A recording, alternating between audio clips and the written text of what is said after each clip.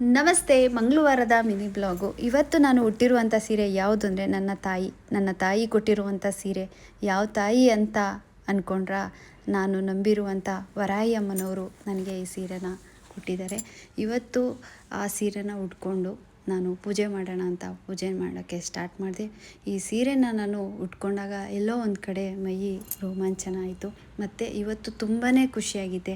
ಈ ಸೀರೆನ ನಾನು ಉಟ್ಕೊಂಡ್ಮೇಲೆ ಎಷ್ಟು ಖುಷಿ, ಎಷ್ಟು ಆನಂದ ಅಂದರೆ ಅಷ್ಟು ಏನೋ ಒಂದು ವೈಬ್ರೇಷನು, ಪಾಸಿಟಿವ್ ಅನ್ನೋದು ನನಗೆ ಕಾಣಿಸ್ತಾ ಇತ್ತು. ನನಗೆ ಅಮ್ಮ ಸೀರೆನ ಕೊಟ್ಟಿದ್ದಾರೆ ಅಂದರೆ ನಾನು ತುಂಬ ಅದೃಷ್ಟ ಮಾಡಿದ್ದೆ ಅಂತಲೇ ಅನ್ಕೋತೀನಿ. ಇವತ್ತು ಮಂಗಳವಾರ ಆಗಿರೋದ್ರಿಂದ ಇವತ್ತೇ ನಾನು ಉಟ್ಕೋಬೇಕು ಅಂಥೇಳಿ ಆ ತಾಯಿ ಕೊಟ್ಟಿರುವಂಥ ಈ ಸೀರೆನ ನಾನು ಉಟ್ಕೊಂಡೆ. ಅಂದ್ಕೊಂಡೇ ಇರಲಿಲ್ಲ ಅಮ್ಮನ ಸೀರೆ ನನಗೆ ಸಿಗುತ್ತೆ ಅಂತ. ತಾಯಿನೇ ನನಗೆ ಕರುಣಿಸಿದ್ದಾರೆ.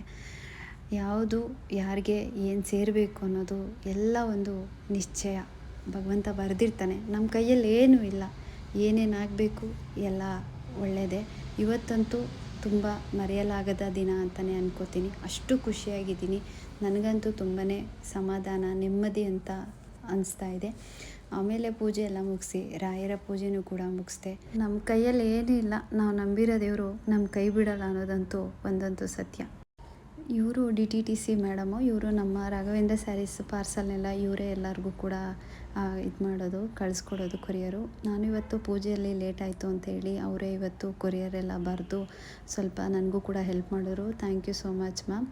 ಇವ್ರು ಯಾವಾಗಲೂ ಹೇಳ್ತಾರೆ, ನಿಮ್ಮ ಮನೆಗೆ ಬಂದರೆ ಏನೋ ಒಂದು ಪಾಸಿಟಿವ್ ಅನ್ನೋದು ಇದೆ, ಏನೋ ಬಂದರೆ ಖುಷಿ ಅಂತ. ಮತ್ತು ರಾಘು ಕೂಡ ಅವ್ರನ್ನ ತುಂಬ ಚೆನ್ನಾಗಿ ಒಪ್ಕೊಂಡ್ಬಿಟ್ಟಿದ್ದಾನೆ. ಅವ್ರು ಬಂದರೆ ಸಾಕು, ತುಂಬ ಆ್ಯಕ್ಟಿವ್ ಆಗಿ ಅವ್ರ ಜೊತೆ ಆಟ ಆಡಿಕೊಂಡು ಅವ್ರು ಹೋಗೋವರೆಗೂ ಯಾವಾಗಲೂ ನಗ್ನಗ್ತಾ ಖುಷಿಯಾಗಿ ಅವ್ರ ಜೊತೆ ಆಟ ಆಡ್ಕೊಂಡಿರ್ತಾನೆ.